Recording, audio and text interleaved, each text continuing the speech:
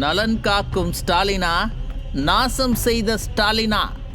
அட்டேங்கப்பா ரேஞ்சில் புது புது விளம்பரங்களை வெளியிட்டு கொண்டிருக்கிறார் ஸ்டாலின். மருத்துவ முகாம்களை நடத்தி நலன் காக்க போறாராம். நம்மளையெல்லாம் பார்த்தா ஐயாவுக்கு எப்படிதான் தெரியுதோ எனக்கு தெரியல.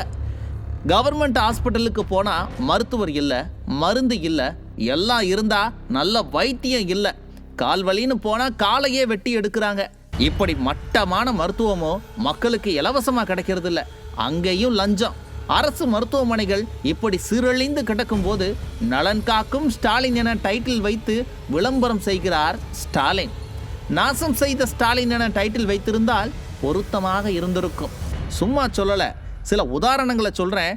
இவர் நலன் காக்கும் ஸ்டாலினா இல்லை நாசம் செய்த ஸ்டாலினான்னு மக்கள் நீங்களே சொல்லுங்க. ஜூலை மாதம் கோவில்பட்டி அரசு மருத்துவமனையில் கண்புரை அறுவை சிகிச்சை செய்த மூதாட்டிக்கு 2 கண் பார்வைகளும் பறிபோனது. காரணம் மருத்துவர்களின் அலட்சியம் என்கிறார்கள் உறவினர்கள். விருதுநகர் மாவட்டம் சாத்தூரில் பாம்பு கடிக்கு மருத்துவம் பார்க்க சென்ற பெண் தவறான சிகிச்சையால் உயிரிழந்தார். நீலகிரி மாவட்டம் உதகை அரசு மருத்துவக் கல்லூரி மருத்துவமனையில் பயிற்சி மருத்துவர்களை கொண்டு அறுவை சிகிச்சை செய்ததால் 2 நோயாளிகளுக்கு காலை அகற்றும் நிலை ஏற்பட்டுள்ளதாக குடும்பத்தினர் குற்றம் சாட்டியுள்ளனர்.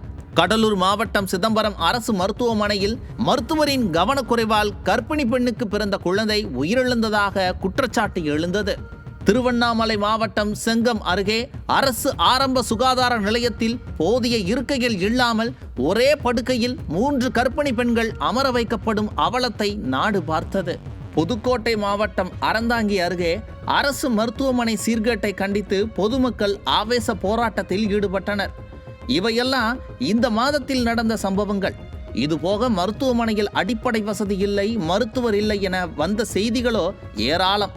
சரி, செய்திகளை விடுங்க, புள்ளி விவரங்களை பார்ப்போம். உறுப்பு மாற்று அறுவை சிகிச்சை செய்வதில் நாட்டிலேயே தமிழகம்தான் முதன்மை மாநிலமாக, முன்னோடி மாநிலமாக இருந்தது. எப்போது? அதிமுக ஆட்சியில் இருந்தபோது.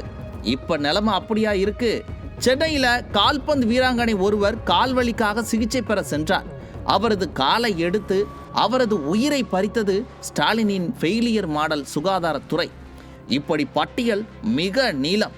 இது மருத்துவர்களின் குற்றமில்லை, மருத்துவத்துறையை நிர்வகிக்க தெரியாத ஸ்டாலினின் குற்றம்.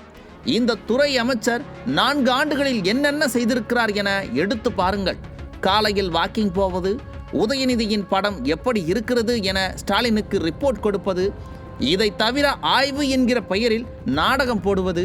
அப்படி அவர் போட்ட ஒரு நாடகத்தில் அரசு மருத்துவமனைகள் எந்த லட்சணத்தில் செயல்படுகிறது என்பதை அவரே அம்பலப்படுத்தினார். மருத்துவர்கள் இல்லை, செவிலியர்கள் இல்லை என அவரே வீடியோ வெளியிட்டார். இப்படி அமைச்சரே தலையில் அடித்துக் கொள்ளும்படி மருத்துவமனைகள் இருக்கிறது. மருத்துவ முகாம் என யாரை ஏமாற்ற நினைக்கிறார் ஸ்டாலின்? இப்போ சொல்லுங்க மக்களே, இவரு நலன் காக்கும் ஸ்டாலினா இல்ல நாசம் செய்த ஸ்டாலினா?